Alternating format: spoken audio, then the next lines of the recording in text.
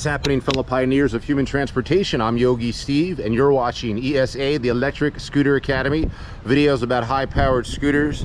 This is my 10,000 mile plus, not so much my review, but my update on my first generation, my first ever big electric scooter, my Dualtron Ultra. Only recently broke 10,000 miles.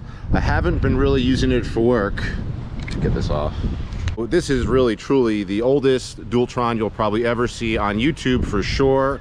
In the world, maybe, I'm sure there are some guys who own scooters with more than 10,000 miles on it, but I wanted to give you a look at the scooter, tell you what is original on the scooter, what I've replaced with the scooter. I mean, before we even look at the scooter, I should tell you that the battery is on its way out.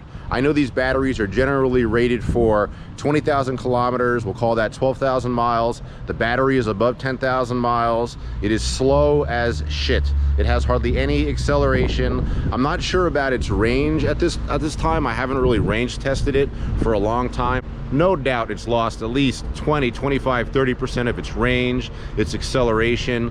But surprisingly enough, it gets to speed and holds speed very easily. And even when you're at 30 and you trigger the throttle, if you wait a second, you'll feel it will kick in.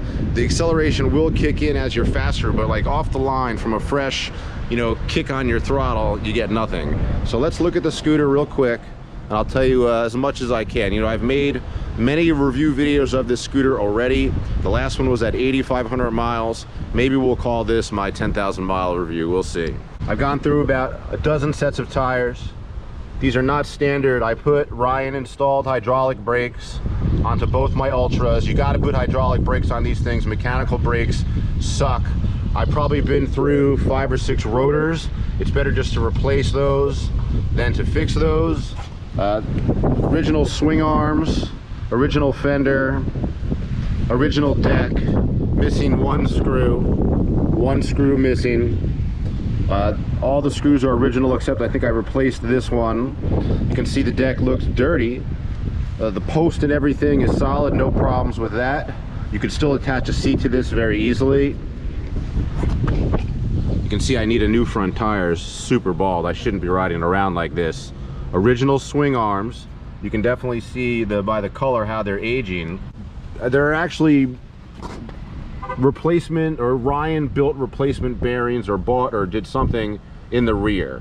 So I should tell you, I did put it in previous videos. It does have some bearing replacement work done in the rear, which I can't really explain that well, but Ryan did it. But I can tell you that at about 9,000 miles, this part of the scooter right here started to get really loose. Like, this part started to get loose, so Ryan had to really open this up and replace a bunch of shit in there, but he made it to definitely a brand new or better condition. So front swing arms are original. I'm actually on my second. This is not stock. This is obviously a double clamp that I installed later. I like these. I bent this one. You could tell I screwed that up. Also, I don't like the rubber stoppers on the clamps, so we've got these here. Ryan actually put those on for me too. But the double clamp is not stock.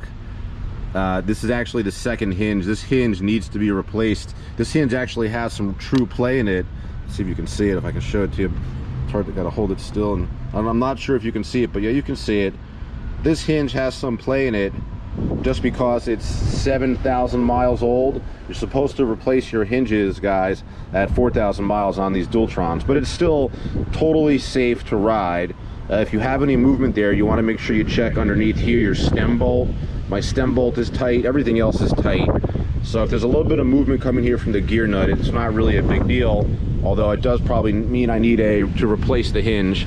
So the stem, you can see, is just simply looking old and ratty, but it's not rusting, I guess. I don't think that's oxidization, it's just getting old. Still got the original first generation controller. A lot of you guys have probably never even seen this controller before, because you guys all know about the Mini Motors i3, or however it's called. But you can see here I have on the odometer, yeah, I have 60 miles, but that's because at 9,999 miles it turned over. So I have 10,060 miles on this scooter right now. And again, these are nut hydraulic brakes that Ryan installed for me. I absolutely love them.